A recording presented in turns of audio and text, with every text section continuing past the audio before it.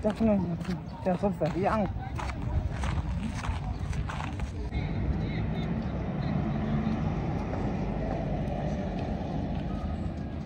Namajiri. Mamuka sei mama? Mamuka. Zviri sei? Komadzoka zvaita sei? Ndiri ndakanganwa mai chibhegi changu chemabhaibheri mukatimo. Kwairi zibhegi hanzi.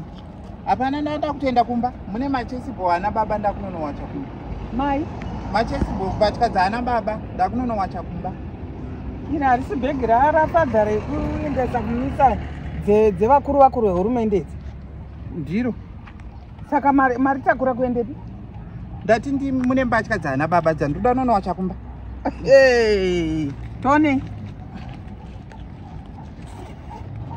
Imbatya dzana baba idzi muri kuti chigwe imbatya dzana baba idzi. Une chokwadi iwe? Une shuwa? Ko shuwa zvatanga rini? Kudi kutakurana nemachesebho ana baba. Mvura yacho yeapa iri kubuda zvishoma. Mvura ichibuda zvishoma zvekuti iwewe zvawakaita izvozvizvo uende nezvinhu zvana baba izvi. Kuzvine mhosva iyi handidi ndiri kunowacha. Mapfuma usadaro wazvinzwa. Usadaro.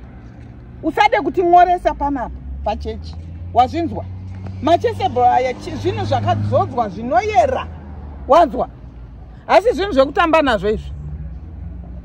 Ndozvaungaita semba mako iwewe. Iwewe unorara uchiridza ngoma nembira iwe. Imi musada kundisokosa. Pano pagedhi rechechi ndati nda unonowacha mbatya dzana baba. Hauwache mbatya dzana baba azvipo. Ndatawache mbatya dzana baba. Una kodzero iyoyo iwewe. Pati ndakasarudzwa here kushanda munhingirikino.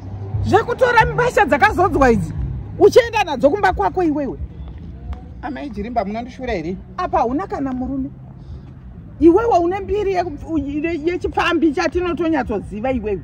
Mai mapfumo. Ende iwewe haubve mun'anga iwe. Haubve mumaprofita. Unenge uchitsvage. Ukauya wakapfekera machesebho iwayo zvemishonga zvako izvi zvezvo. Zvinozonzi nani?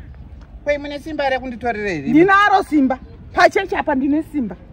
Inda uchida kunetsa iwewe. Inda uda kunetsa. Idzi haudzitakure idzi. Imi munotoshura chete imi. Iwe ndinorwa newe. Aiwa munotoshura amai imi. Ndosva mukabva makubvira kumba kwenyu kuyazonditorera mbatya. Hauende nembatya. Manje baba ndakuvaudza.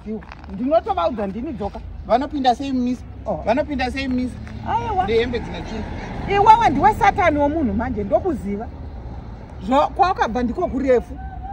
Ndinokuziva kubva uri mwana akadai iwewe. Iwe mukabva kure chaiko haubate hauna kodzero yekubata hembe dzana Fata idzi. Namatai munonamata chaiko. Yes. Dzinowachirwa mukati umu kwete kunze kumba.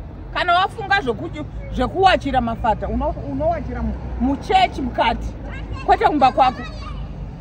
Inda une muedzo waSatani iwe. Muedzo. Na ukunde waita mutete ndikutaura. Leta away.